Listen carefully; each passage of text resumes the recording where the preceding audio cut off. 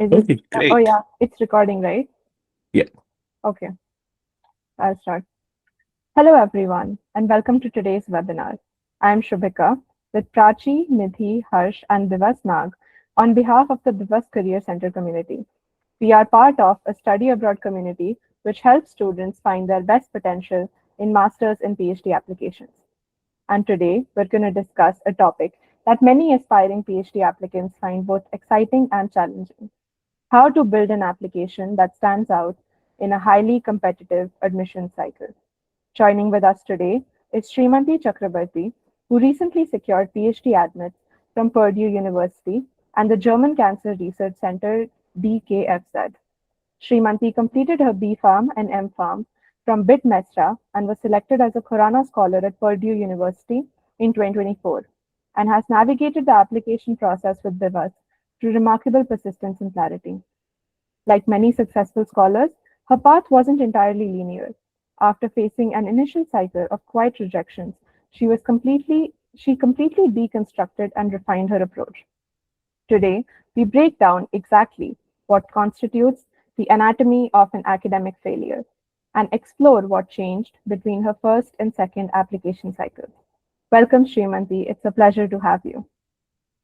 Thank you. Thank you very much for such a nice welcome. In this session, we will be asking Srimanti important questions about her journey, which can help us all in both academic and non-academic endeavors. This will be followed by a Q&A, where we'll be asking her popular questions from the chat. So do keep putting your questions in the chat box. We also have a special announcement regarding our community, so we request everyone to stay logged in. Now, I hand over to Prachi to start. Great. Let's first talk about your background a little bit. So let's start with your academic journey. Could you tell us a little about your background and what initially drew you to pursuing a PhD? Yeah. So as Shubhika already mentioned, that I did my bachelor in pharmacy in BIT Mesra, and did my master's in the same university in pharmaceutical chemistry. During my bachelor's, my project was based on green synthesis of iron nanoparticles, while my master's project was mainly based on the synthesis and evaluation of novel imidazole analogs as antimicrobial agents. During my Khorana scholarship, which I did at Purdue University, it was majorly based on the fibroblast activation protein targeted ligand conjugates as anti-cancer agents. And to talk about what drew me towards PhD would be through my academic journey, like doing my master's, and then my major turnover was at Purdue when I got the Khorana scholarship. So that research journey gradually turned me to be more passionate about cancer. And I would mention that my first trigger to do a research on cancer was my family, because I lost many of my near ones to cancer at a very young age. So yes, these are all the factors which hence led me to do research, and then to pursue a PhD. That's very heartening to know. Let's move on to your application cycle. Shubhika will take over. Yeah. Um, so I wanted to ask, many students only hear success stories, right? But we know that you applied to the earlier cycle but didn't get the outcomes you were hoping for. So can you walk us through that experience, like how many universities you applied and what was your first strategy and your shortlisting programs, and what you felt was a difference that you could improve in your next cycle? Mhm. So during my first application cycle, I never aimed to apply to any European universities in the first place. So my major target was US universities, since I have been in US during my internship. Uh, just So I applied to around 8 US universities, hoping that at least one or two might click. At least, if not anyone, at least Purdue would click, because I had a research experience there.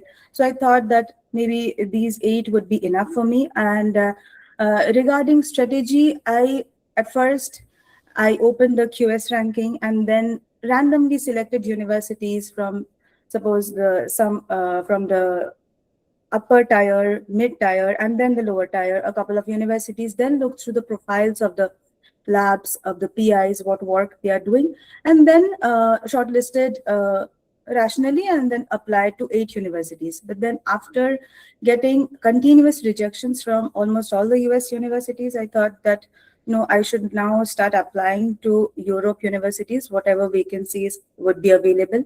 And I was so ferocious at that time. I just randomly applied, like, there is a vacancy, I must apply. There is a vacancy, I must apply. I didn't think about my fit, or maybe should I even apply? Should I even fit for that position which I'm applying to?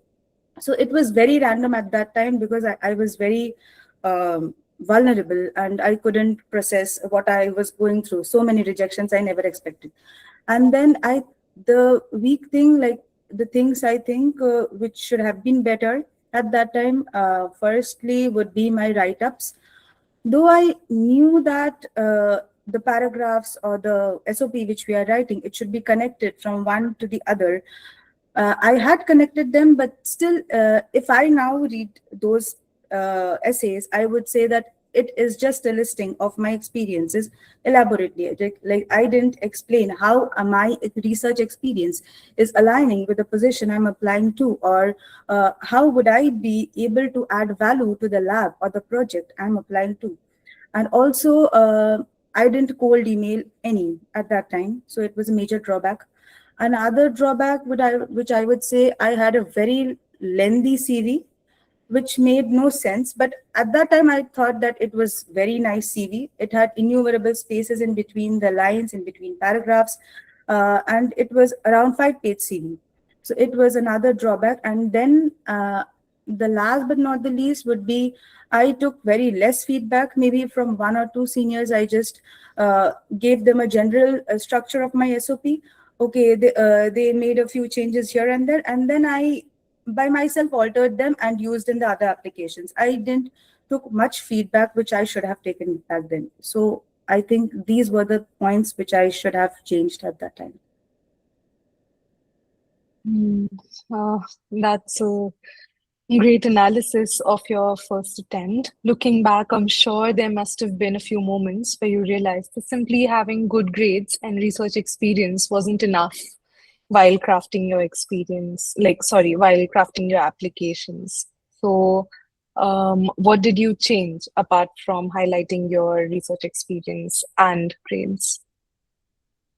Uh, so research experience and grades are, of course, the major points during an application, but then it doesn't make any sense if you are not able to present it the way the grad committee is expecting you to, like just shortlisting, I would say rather listing sequentially, that I did this in my bachelor's, I did this in my master's, I did 3 to 4 internships, but you don't show that how your experience in your internship or your master's project or your bachelor's project is helping you or would help you to be eligible or be capable to be a good fit in the position you're applying to.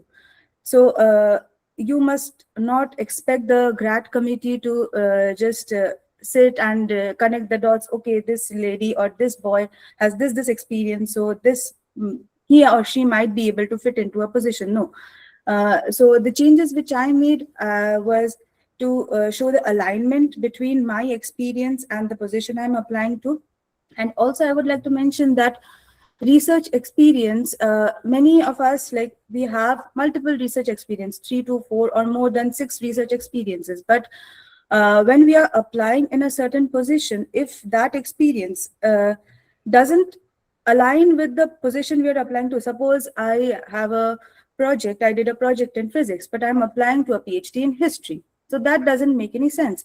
Physics, I have 3 to 4 internships, but I am applying to history where I have no experience, no knowledge. So that doesn't make any sense. So having research experience only counts when it is aligned to the position. So these are the changes which I made later in my second application cycle. Makes sense. So before we move on to the next question, you said that your CV, you at that time thought that it was very well spaced, right? But what do you think, based on your experience, like a CV should consist of, and what's the format that people should follow? Um, I wouldn't say that there is any hard and fast rule that you must follow this format or else your application wouldn't be shortlisted. But I would suggest, like in my case, which the mistake which I did was I exaggerated it a lot. Like, for example, we often attend numerous seminars, conferences. We try to list them all in a table and it just keeps on lengthening our CV, but that doesn't make any sense. Those seminars, though yes, we have certificate, we got some certain knowledge, but until and unless those are aligning to a position or very important to your application, I think we shouldn't apply so many list of conferences or seminars. And then we should make it quite compact, not more than 2 pages, and the space between paragraphs and the lines should be as minimal, but it shouldn't be so less that it's not readable. It must be readable, presentable. And suppose if you are given a CV and you are asked to review, you should feel that, oh, it looks so beautiful, not colorful like rainbow and stuffs, but then it should be properly structured. You should have and I feel that the motivation part, we often uh, we write that I am motivated, 2 to 3 lines why I'm motivated, what is my research interest. So I don't think that portion is necessary. In some cases we do write, but then after that we can start with the bachelor's, master's, whatever academic journey we did, and then move to the experience part, and then maybe 2 or 3 conferences where you actively presented. uh, and then if you have any other experience, professional experience, teaching experience, or any other sort of experience, you can include that, but it should be very concise and precise. Okay, so you think that it should be within 1 to 2 pages? Is that, Yes. yeah, okay. So, moving on to the next question. You already told us a bit about the changes that you made in the research narrative in your second time. So, what other changes did you make when you were researching the universities or selecting the universities, or maybe when you were writing the SOP? And what time frame, like how much time did you spend researching the faculty of the place where you applied to? Uh, so I had to give, like, it was very exhaustive. I had to give a lot of time to research the faculties, and uh, I opened a profile, went through the PI's lab, whatever he or she is doing or has done, then go through the publications which he or she has gone through or have done. And then in publication, I majorly look through the experimental section to check what are the experiments they are doing, so that I can judge myself that, okay, I have this and this experience, and this lab does this and this experience. Do I know even one of the experiments which they have performed in their entire uh, paper? If yes, if 1 or 2 clicks, then I might think to go deeper into their profile and read. But if I think that none of the experiments or the entire domain doesn't fit with me, so even after reading the entire their entire profile or their publications or the lab members work, even if you have given your 1 to 2 hours in one PI's profile, still it doesn't mean that you should apply because you have invested so much time, because it doesn't make any sense, because there is no alignment in your experience and their research. So I had to give a lot of time to researching their profiles, and then maybe suppose I'm giving around 4 to 5 hours to research 6 to 7 profiles, and then at the end of the day I am landing with only 1 or 2 profiles, or in some days I'm getting no labs which I think must should have aligned with me. So it's okay, like, it is exhaustive process. You should have time with you to go through the profiles, and then you need to screen them. And regarding my SOP, as I've already mentioned, that in my SOP, during my first application cycle, it was more of listing things. But then in my second application, I did it more like it sounded like more like a scientific story rather than just listing some experiences elaborately or showing some emotional terminologies like I'm very interested in this lab, I read this and this publication and I'm very fascinated and I believe that I should be a better fit.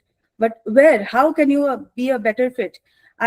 So instead of showing writing such generic sentences, I uh, like highlighted upon how I would be a good fit for that lab, and then tried to explain each experience in one paragraph, and then showed how that experience would add value to the position I'm applying to.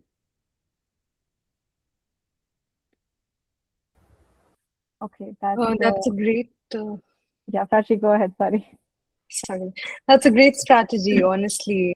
Selection of supervisors is more based on my experiences than my likes. That's something I'll note down. So you talked a bit about your university selection. Could you tell me about this in detail if you were gravitating towards programs or open positions? And how did you ultimately end up shortlisting universities for your second round of applications? Uh, During my second application, also at the first place, I was again a bit random. I won't tell it was random. I had shortlisted, I had researched well, I had even curated my write-ups more appropriately, which I thought it was, but it wasn't. Anyhow, I took many feedbacks, but then it was still like, okay, I'm applying to a position which I like, but then I don't have much experience in that field. Suppose I'm applying to a molecular biology lab, but I don't have much experience in molecular biology lab, but I am quite experienced in chemical biology. So if I would have applied to a chemical biology lab, my chances would have been better. So this was a point, and then I gradually understood that, but at first I couldn't figure out what was the mistake which I was going through, because in my second application cycle also I had faced, rather in my second application cycle was much more exhaustive than my first one. So with time I realized that no, I should look for labs or look for positions which are quite aligned with what I have already done. With the time when I join that lab, I will be able to learn the techniques which I think or which I like, but I haven't learned. But then it doesn't mean that I like this lab because they do such and such techniques, but I don't know any of the techniques, but I will still apply. That won't work. So that strategy I had applied, and then applied to labs which I thought that yes, it would be a good fit for me, because I have done this and this lab do this and this. So yes, it was more of an alignment rather than just my liking. And regarding programs, in my second application I didn't focus much on the US universities. I applied only to 3 US universities, but it was more on Europe universities. So in US universities also, I looked through the interdisciplinary program which they provide, the rotation based programs. And then also I did very rigorous researching of the faculties, then mailed numerous, like I have lost the count how many number of mails I had done, did follow-ups, and then finally did to the labs I think which should align with my background. Since you just mentioned your cold emailing strategy, could you tell me something about the emails that actually received responses from faculties? Yes. Uh, so the mistake which I did, I would like to mention that at first I thought that I had to email a lot. I had to reach out to many professors. I tried. I tried to maintain the quality. I read it numerous times. I maybe reached out to several of my mentors to check, like, to show them like how is it showing alignment or stuffs. And then I would if they showed like positive response, I mean my mentors are telling that yes, this structure is okay, then I just copy pasted that entire mail and use that same format in my successive mails. Like, for example, if I am looking to a lab which has a certain publication, I am changing only the publication portion. I am not majorly changing the other portions, like this experience might add value to this your lab. I am just telling that. Yes, I have read your publication. It's very fascinating. I think this and this experience of mine will be able to, like, I will be able to contribute to your lab because I have this and this experience. But the entire mail structure was same, more or less. So I think that was a major drawback because of which I didn't get much replies. But at the end, I thought that if I could, like, shorten the quantity a bit and focus on only the quality, like I thought that if I would give like 1 or 2 hours to one particular mail, it would grab my time, it would eat up my time, and I wouldn't be able to reach out to many professors. But that mindset was wrong, I think now, because if you do not sit with each and every email and look through that, like from your starting of the mail to the end, like how you are approaching, how you are going to be a fit to this position, it doesn't make any sense. Even if you are reading innumerable publications, or you are just researching the publication summary through ChatGPT or notebook, and then just writing this and this I have read, your this aspect have really interested me, so I'm applying. So this doesn't make any sense. So you should be in the mail, you should be completely present in the mail. Let it take your 1 or 2 hours, but it will fetch you results instead of doing 10 emails in 2 hours. So that is the change I did. That's a very important insight. And on the topic of cold emailing, what do you think? Is it too hot? I feel that it it'll take some time to get used to. Yeah. Yeah, so on the topic of cold emailing, what do you think should be the format that people should follow, or what do you think they should keep in mind, and what things they should list? Format, again, I would say that there isn't any strict format that you must follow, because I did the same mistake. At first, when I just started, I randomly took up one format and then thought that this should be the format. And then I simply pasted my insights into it, and then anyhow drafted the mail and then sent. But then I don't think there should be a strict format for any email. But yes, you should start your email with your research interest, which would be the major hook. And by reading that line, the PI should get convinced that yes, I am going to read something interesting, or something someone's approach which might be a better which might add some better value to my lab.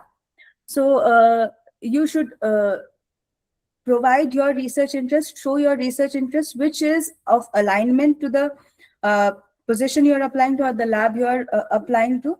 And I would suggests that suppose you like a lab, but you think that your experience doesn't match with that lab, but still you want to do that lab, but you just force yourself to be fit anyhow. That don't work. I have done that a lot, but that don't work. I just did chat gpt and what not, AI, Gemini, perspective, and perplexity, sorry, and whatnot, but that doesn't count. You have to stay in your email, be very honest with yourself, write what you will speak with your own words, not those flowery complex language. That won't work, because I have even received some mails where professors would say, please don't chat gpt your mail, write it in your own words, that would be more valuable. So it was very embarrassing. And then I think that you shouldn't do, just to save your time, you cannot do chat gpt and Gemini and whatsoever. You should be present in your email, and then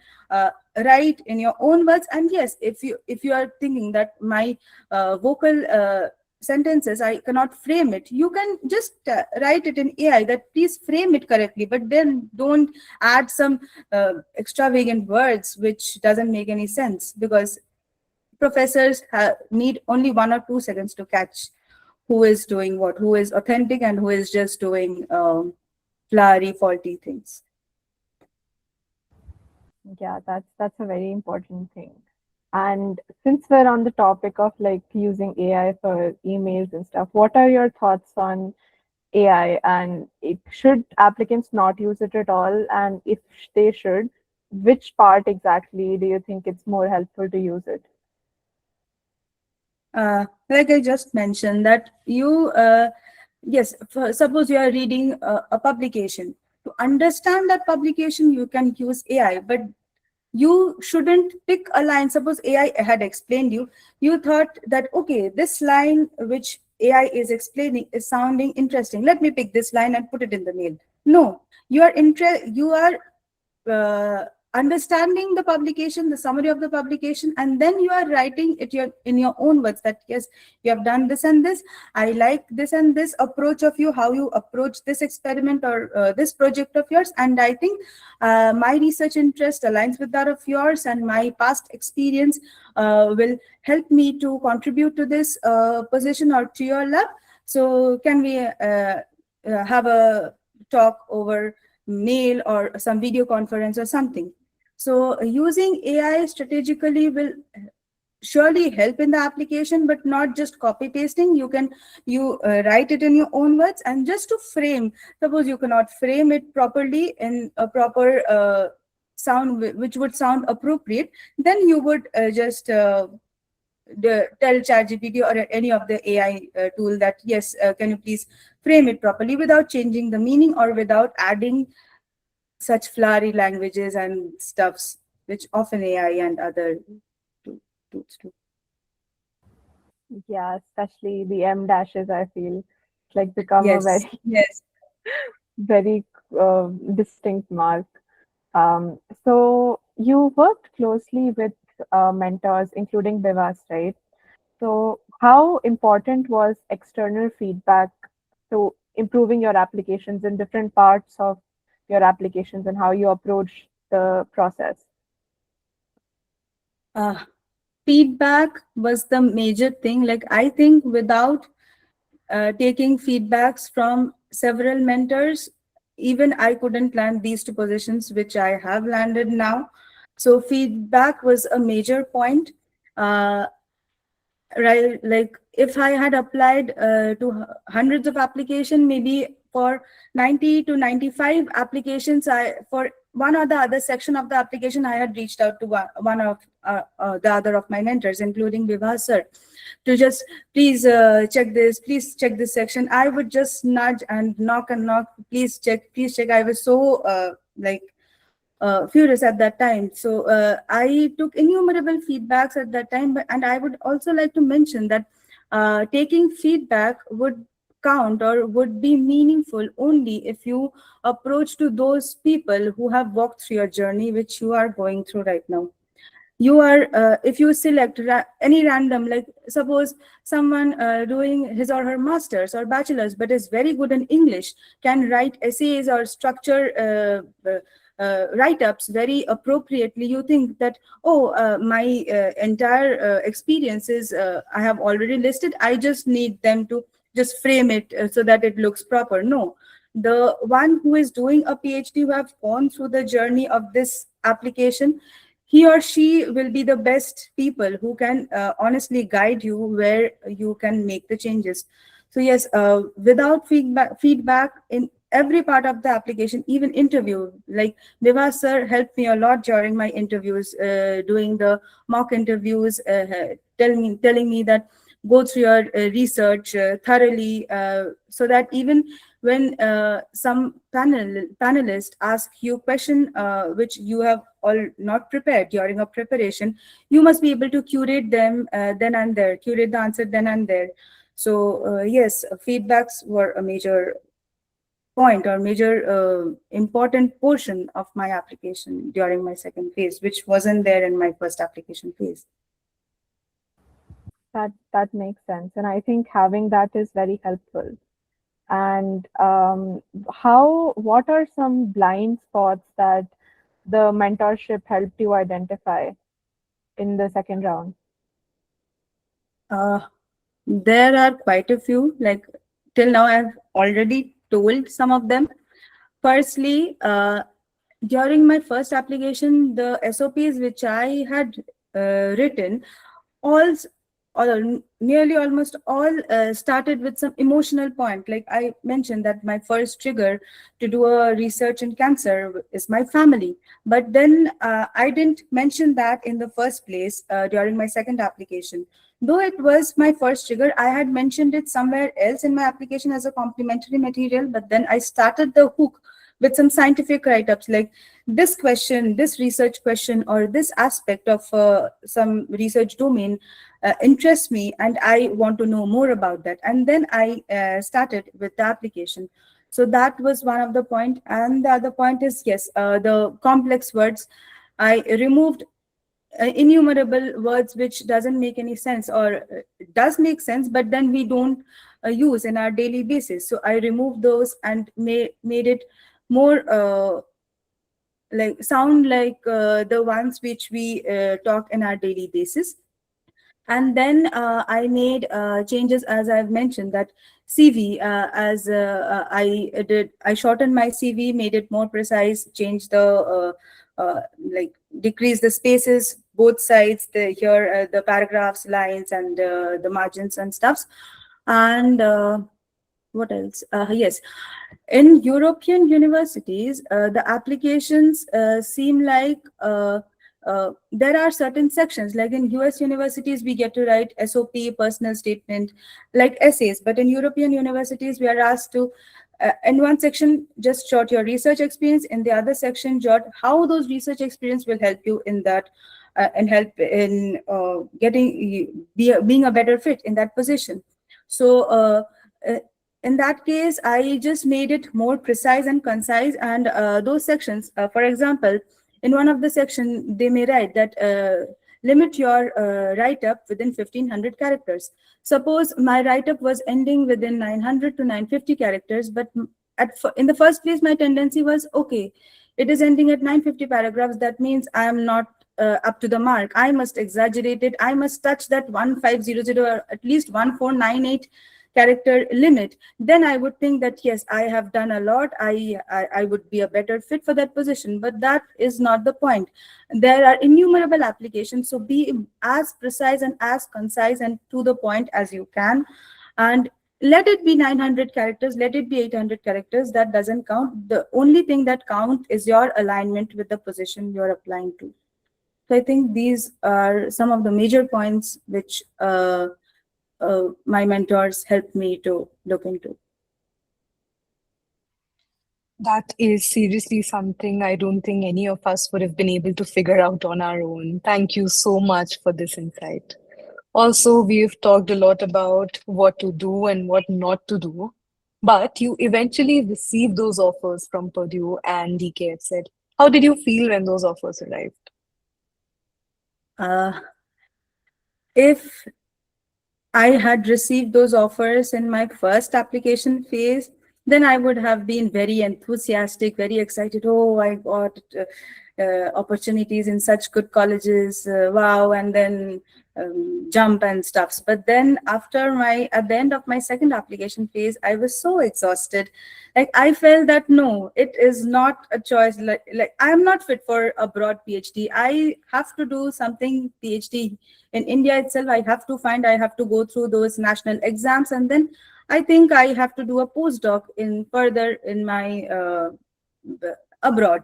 Like PhD abroad is not an option for me. So I was so exhausted, I nearly gave up when I did my last application. Or rather, I would mention my last application was of DKFZ, and my second last application was Purdue University. And all the other application was simply rejected. And I had received so many, I have lost the count. I have received so many rejection emails that Even if you ask me right now that what were the content of the email, I can simply tell you that thank you for your application. Unfortunately, I am not able to offer you this position because we have limited seats, and the applicants were so many. There was immense competitiveness. So I had never imagined that I would receive the word congratulations in any of my mails. So after seeing that congratulation mail, I was thinking like, is it a dream? And I was simply trembling. No, it can't be. So it was like the simple calm after the huge storm. It was just like that. I am seriously in awe of your persistence. Seriously, your journey is that of those 1,000 hammers, and the last two ones actually hit. That's really amazing. Let's come back to reality and let's talk about your interview process a bit. What do you think made your interviews stand out? Mhm. As I've already mentioned, that Deva sir had helped me a lot during my interviews. So he had picked out the points which I had to brush upon. Firstly, to be very thorough with the research which I have gone through. Though in the first place, I thought, oh, I have already done this and this research, I must know. But when he randomly did follow up questions during my mock interview, I was like, oh, this can be a question. I have never thought about it. I should read. So you should be very thorough with your research so that even if you do not prepare some of the other questions, you will be able to curate them then and there during your interview. And you should be very honest. If you are asked about your future goals, you should, if you want to go to industry, you should be very honest that yes, I, after doing a PhD, I want to join this and this company or this and this domain company, or I want to stay in academia and be a faculty or anything. Be very honest with that. And another thing is, yes, the labs which I'm applying to, I should be very thorough. Like I had to be very thorough with the profiles of those labs, because they might ask that why are you applying to this lab? So I should be ready with my answers. Like I have gone through this and this work of yours. I have read this work, this recent publication which got published 2 days ago. So you should be very thorough and very up to the day, up to the mark, and updated with their profiles. And also, I would recommend, as Bivas sir also told me, that we are often notified about the panelists 1 or 2 days before our interviews. So in that case, the panelists may not be the labs which you are applying to, but if you could just go through the profile of those panelists, what work they are doing, and during your interview, if you could somehow show your interest in their lab, though you don't want to join, you simply don't want to join their lab, but if you can somehow show that yes, I am interested in your work, your work is so out of the box, then if you could just make them a bit happy, then it might pay dividends at the end of the day. So yes, these are some of the points you should be aware of. And yes, by means of interview, you shouldn't expect the panelists to ask only about your research experience or your research interests or your future goals. They can ask anything, literally anything out of the box. Like in my case, one panelist asked me, how would you plan your day or your week when you go to your lab, or or a 5-day week? How would you design your experiments or plan your day? When would you take a break? When would you do your experiment? When would you return back home and stuffs? So that was completely a new question for me. I had to curate then and there. And the same panelist asked me another very interesting question. The question was like, nowadays researchers are so involved in their experiments that they often forget to read, which is a major point in the research. Without reading, without doing proper research, you cannot do proper experiments and you would get failures after failures. But we get so exhausted in our experiments, we seldom get proper time to invest in reading. So how would you handle this situation? How would you read? How would you manage your reading as well as the experiment? So these were something very out of the box questions. So you should be very confident during your interview. You should try to curate the answers as much as possible. If you completely don't know, you are like they are asking some A and you are thinking about X, you don't know anything, you should politely say that yes, I no, I think, sorry, I won't be able to answer this question.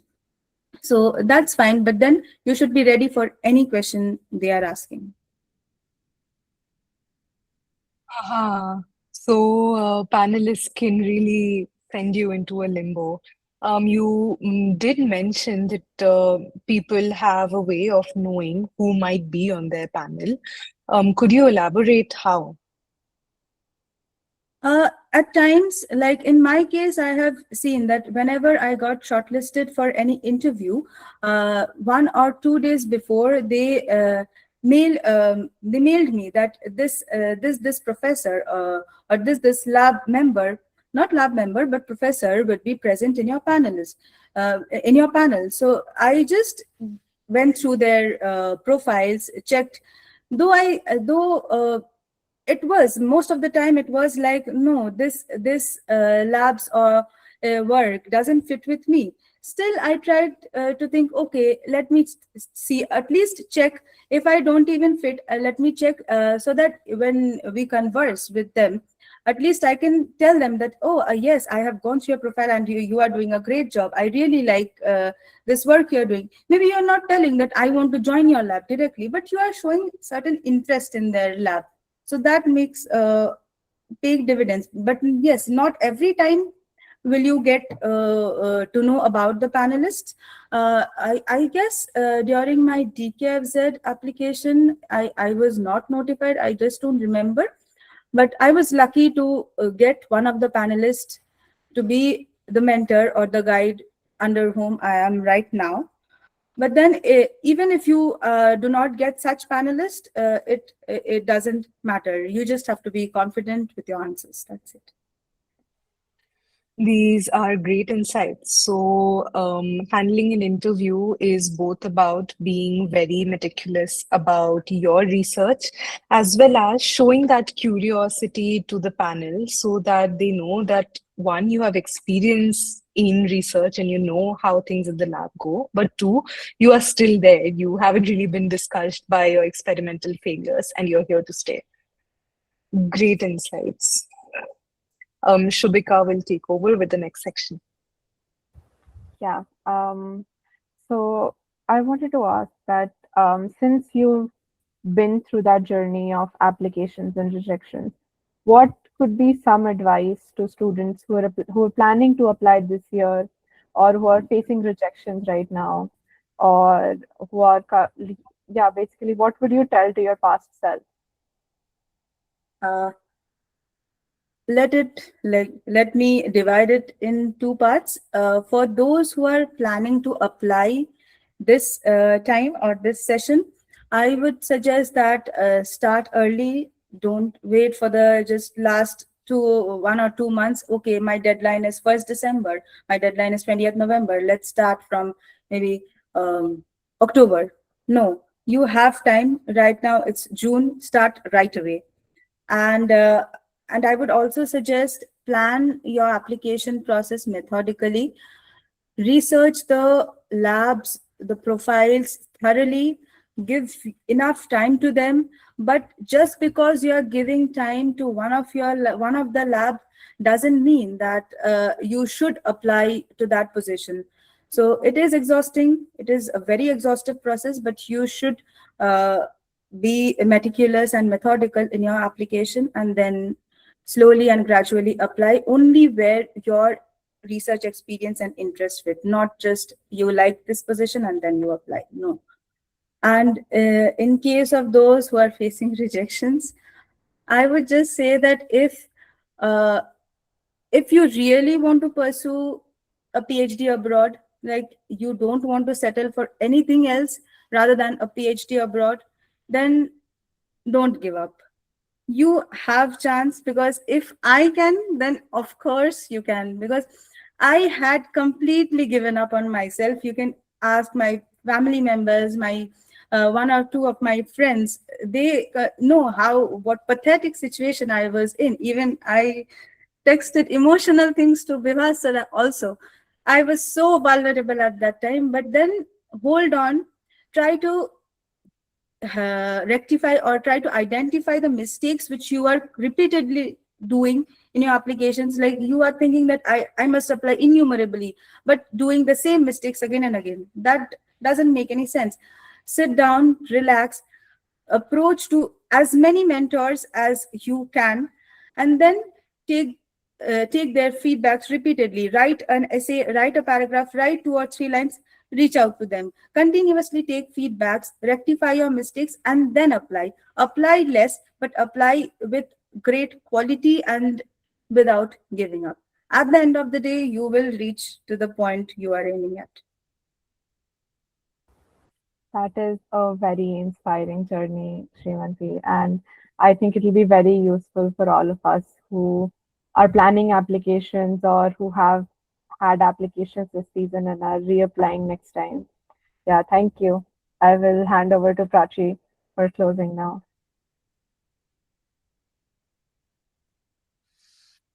As someone who is where you must have been a year ago, Shrimanti, thank you for inspiring us, especially to not give up and be tenacious enough to really want a PhD abroad and really put the work towards it. Also, thank you for making our journey easier for us by pointing out what to not do. I think that has saved a lot of time and emotional bandwidth for all of us who have joined the webinar here.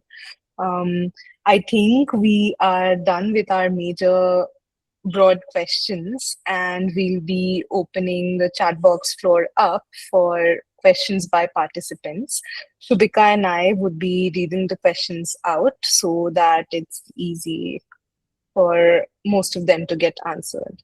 Shubhika will take up the first question. Okay. So we have a question from Payal Ray. She's asking that a concrete timeline of approximately by which month you should do what, like I think research universities and professors, and when to start drafting the SOP and which month to start emailing and exams and everything. Just like a brief, I think, timeline on how people should approach the 2027 cycle. Uh, Yes, like you can start from July or August, maybe. You should start July end or at the max beginning of August to look through the profile of the professors, the labs, the work they do, and then do the cold emailing part. And then gradually, and I would suggest do it parallelly, like do the cold emailing. Don't wait for like, okay, this professor has responded from this university, then only I will apply, but and otherwise I won't apply. Many of the professors don't reply. I have heard from my seniors, like they tell that some there in their universities, the rule is like when you get shortlisted for the interview, then only professors would reply. Professors read your mails. It is not that they don't read, but they intentionally don't reply. They would reply only when you are shortlisted for your interview. So yes, you do your job, do your mail. You don't get a reply after 7 or 8 days, maybe give a short follow-up, brief follow-up. And then even if you don't get a reply, stop, go to another lab, do cold emailing, and continue the process. Don't be disheartened, like why am I not getting a reply. Do your job, and then parallelly start writing SOP, because though it seems like an SOP is a 1.5 page or at the maximum 2 page essay, but it is not at all easy. Each and every line should add value to your application. It shouldn't be a generic. So you should start your SOP as soon as possible, and then in US application, most of the application, I think it's 1st December or at the end of November, the deadline is. But don't wait that, okay, 1st December is the deadline, I would submit it on 30th November. That is not a good strategy. Submit it as soon as possible. But yes, take your time, read it thoroughly, completely draft your application, read, reread, take innumerable feedbacks, and then apply. That's a great answer. I think all of us have noted that down. There's another question from Reshmi Das, and she asks, how exactly to follow up with professors. For example, if a PI shows interest in your profile and may also have an impromptu meeting, in that case, after the meeting, how to follow up? After the meeting, you can just go through the publications of the professor. Like I once did, I approached a lab, and then I did a follow up. I still didn't get a reply. Then after maybe 2 or 3 weeks, suddenly I was just browsing through LinkedIn or Google or whatever. I came through a publication which just recently got published, maybe 2 or 3 days earlier when I saw that. So I randomly took up that publication, did a bit of summary check of the publication, and saw that yes, it's quite interesting, and it aligns with the thing I'm looking forward to. So I simply just mailed him that, oh, I found this publication of yours very interesting, and I might add value to if you are thinking to further extend this project of yours. So yes. Uh, you can just do this publication thing, or otherwise you talk to a professor, do an interview, and then after you apply to that position, you promptly write him or her that yes, professor, as we have already discussed, I have already applied to this position, and I'm looking forward to to meeting you again, or some brief follow up. And you shouldn't expect that your professor should be prompt enough that you have had an interview with that him or her, so he must reply to you. No, but it's your job. Do the follow up, and then apply, and that's the process.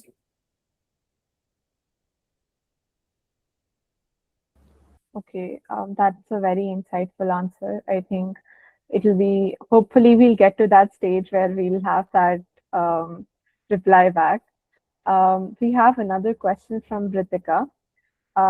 So she's saying that there's some positions open at DKF that which align with her interests. So in that case, also, should she cold email the professors or should she directly apply?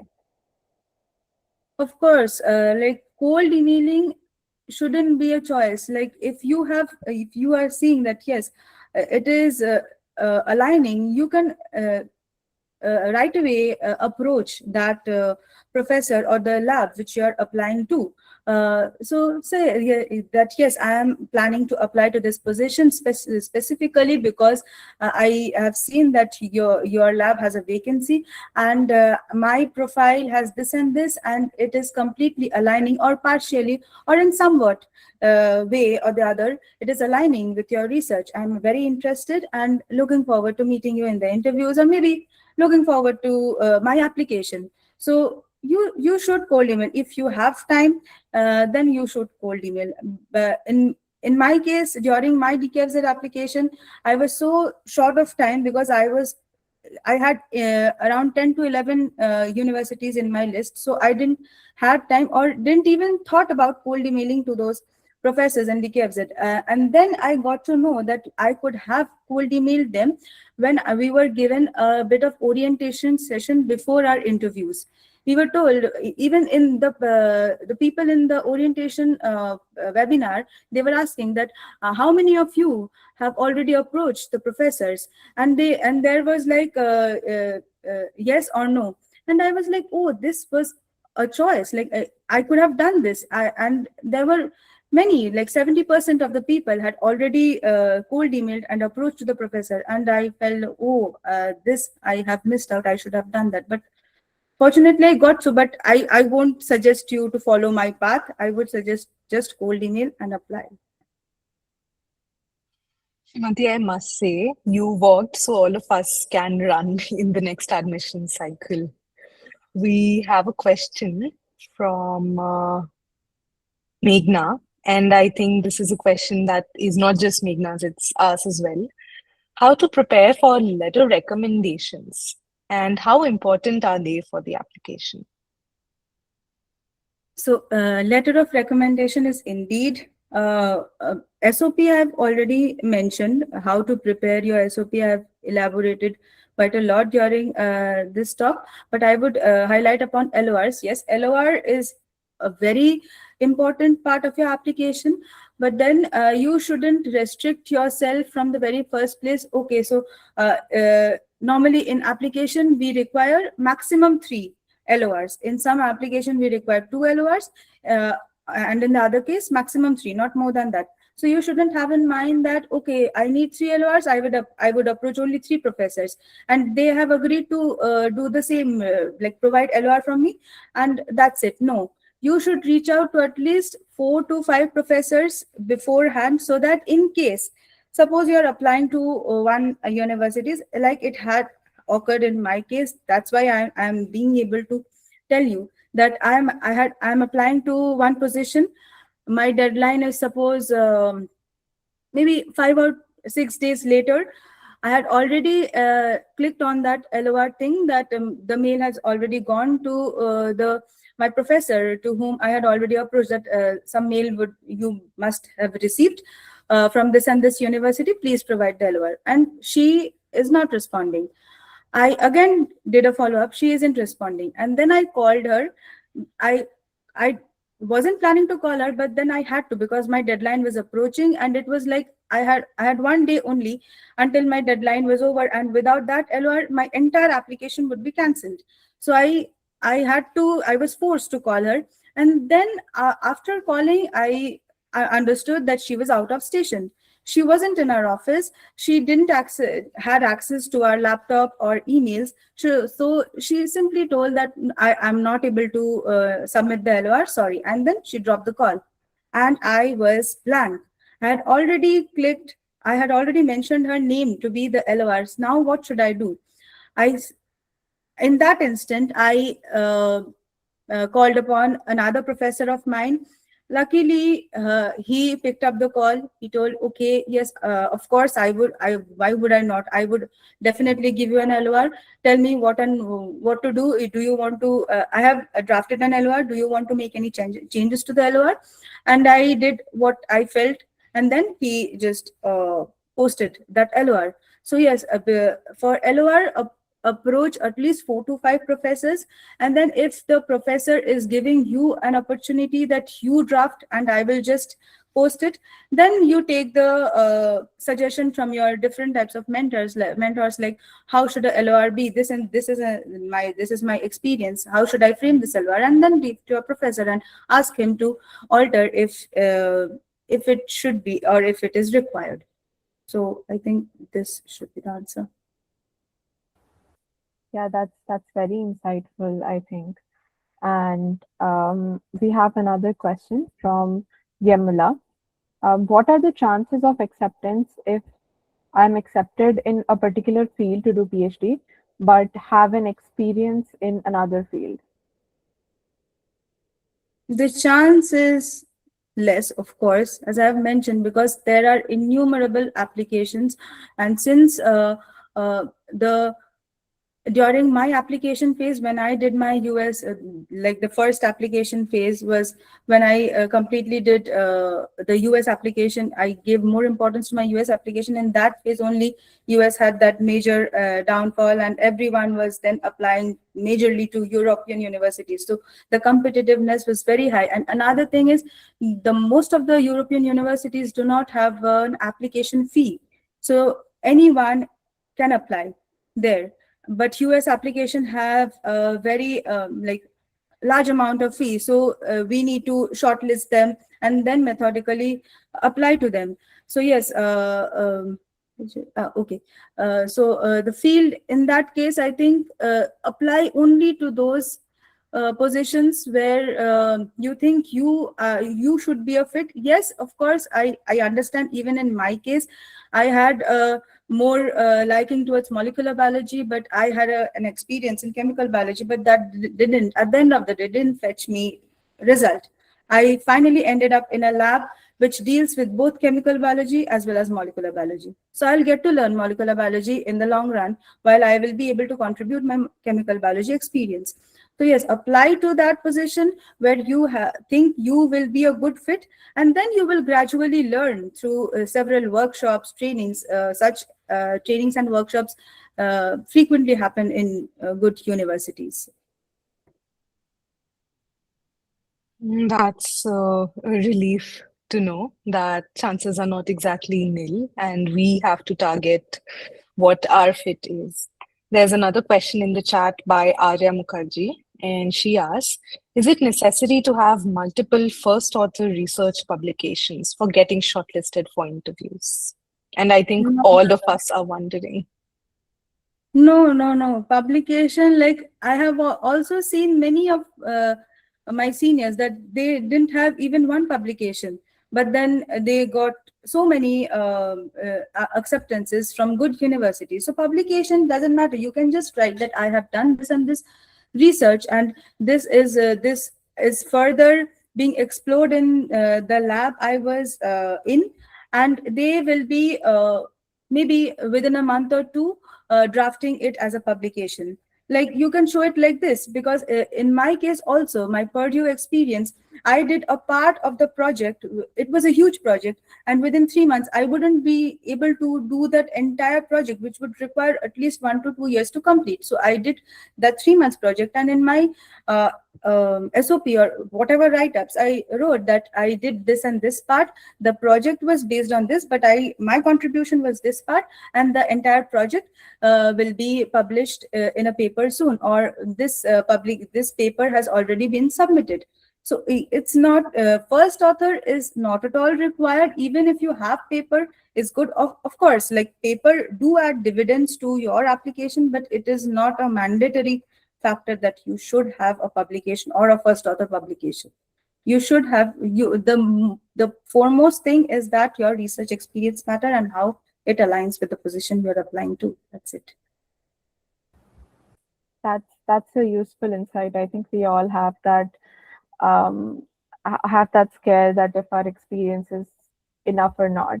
On the same lines, we have another question from Shailja, that a lot of us have limited experience in undergrad or masters, but wish to branch out and learn more, um, which is one of the main reasons to do a PhD. Can we still stand out and have a chance in a case where we might not be an ideal candidate? Um, you in the first place, you one shouldn't think oneself to be like, I'm not worthy of this position, I'm not the ideal candidate, so I shouldn't apply. No, it doesn't go like, if you think that you have done your work, at least you have 1 year of research experience, maybe cumulatively from your masters and bachelors, or maybe 1 or 2 internships, or at least one internship. Maybe you have 1 year research experience, and you are applying to the positions exactly in the domain where you have already worked, then further research experiences is not required. But yes, if you are planning to apply to some domains which you have no idea of, but would of course like to pursue that in PhD, then I would recommend that yes, you should go through some research experience in the first place and then apply to those positions. But if you have at least 1 year research experience, then it would be a good time to apply. That was very helpful in understanding when to actually start applying based on research experience. Thank you, Shrimanti. And I think we are almost at the end of our time.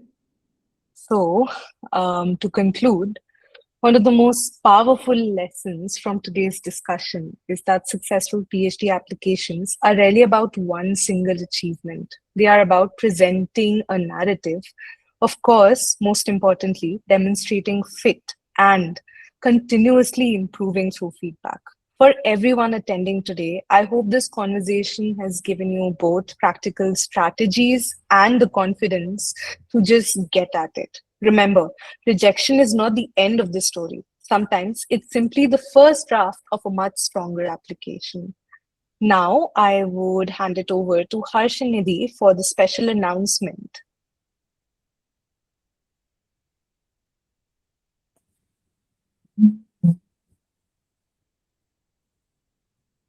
Good evening, everyone. So, actually, we have a special announcement for everyone who has joined right now. So, as you know, most of us, you might be a part of our WhatsApp community, And basically we have a website. Bivas has made a website which allows you to have your resources, free resources, which will help you in your application. Along with it, we have also included a section with PhD positions all over the world, and this is like a community driven thing. And as you can see, we all there are multiple countries that you can see on the world map.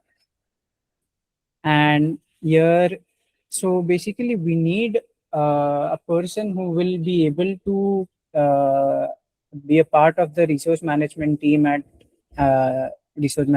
team with us. So basically I'll give you a rundown of the entire web page, that like how do you add a research position. You go over to this add position button. So in the position link, you add the position link from where did you find it, be it Nature Careers, LinkedIn, find a PhD, all that sorts. And then from here you can make sure it is correct. And after that, you can add the subject areas. So we have a lot of subject areas where you can find your PhD open positions, and you can select what type of a position is it, and then you move on to selecting the country, the application deadline, and uh, once you are a part of the team, you can make sure that it's uploaded by you. Other than that, there are tags which will help you identify your uh, position better. So let's see, if I am hovering over Europe, let's see in France. If I just scroll down, in France we have six six positions open right now. So here you can see what they are related to, and here you can open the position. Apart from that, this website um, highlights which positions are getting which have a deadline this week. So you can see there are 45 positions which have a deadline this week. And apart from this, basically we need someone who can help us with adding the positions to this. So I would like your uh,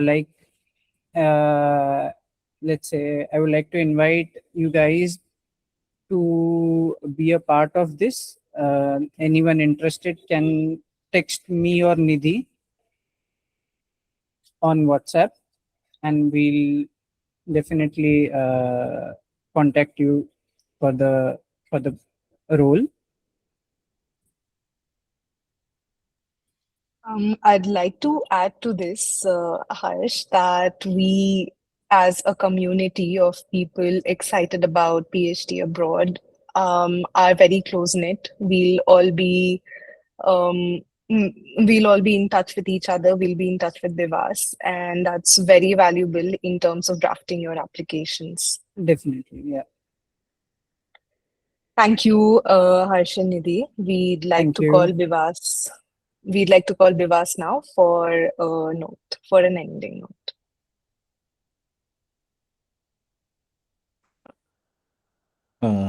Okay. Um, Hi guys. First of all, oh Harsh, do you want to cover this first?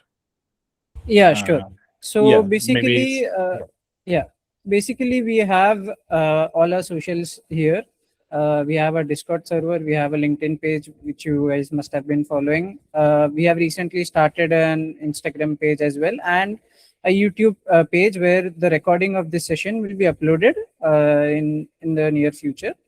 So you can scan all these and join them, follow them, where you'll find uh, interesting things about the application process and all. Okay, thank you so much.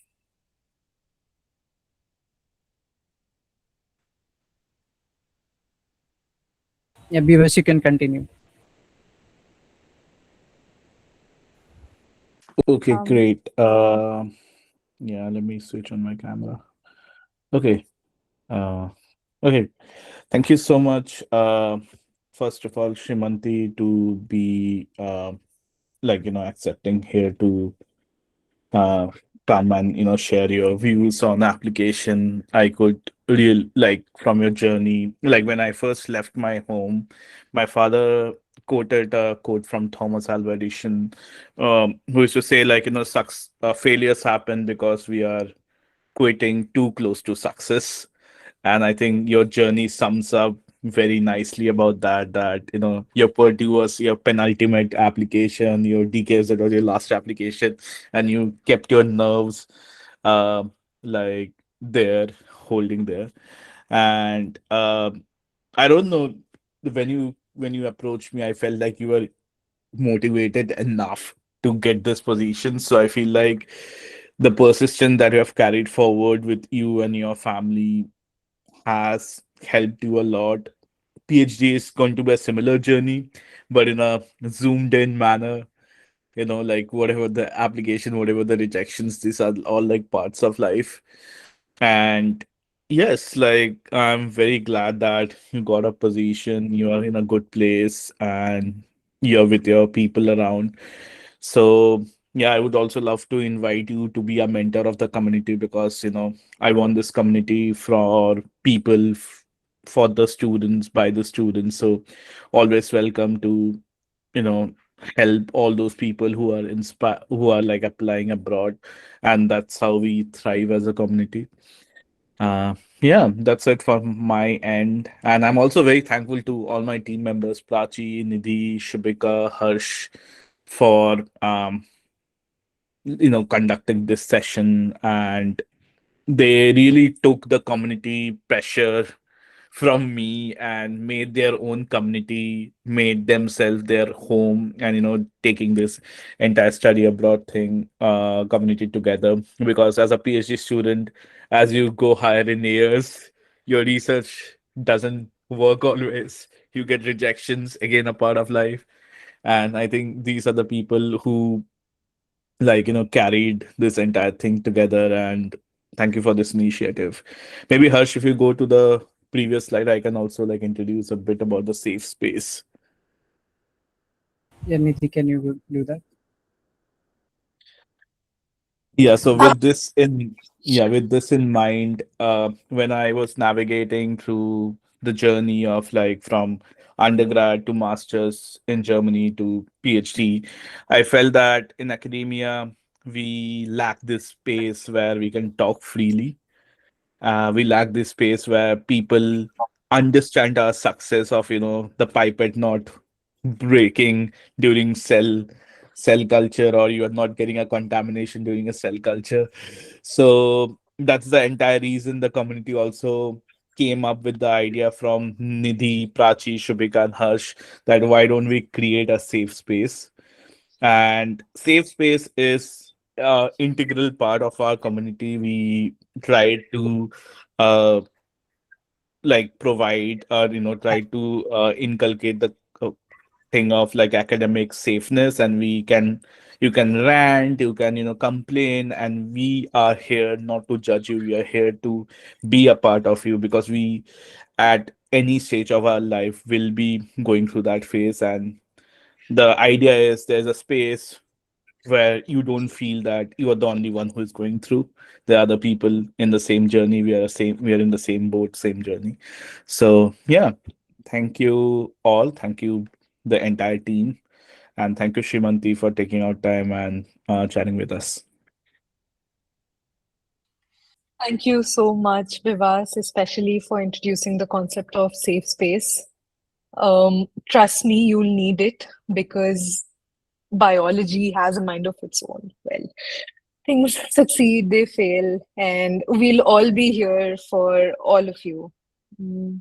So, to end it, thank you so much to everyone who took time out of their weekend, of their Saturday night for joining us. And on the behalf of Viva's career community, we wish you all the very best for your applications. And we are there for you in case you have any queries.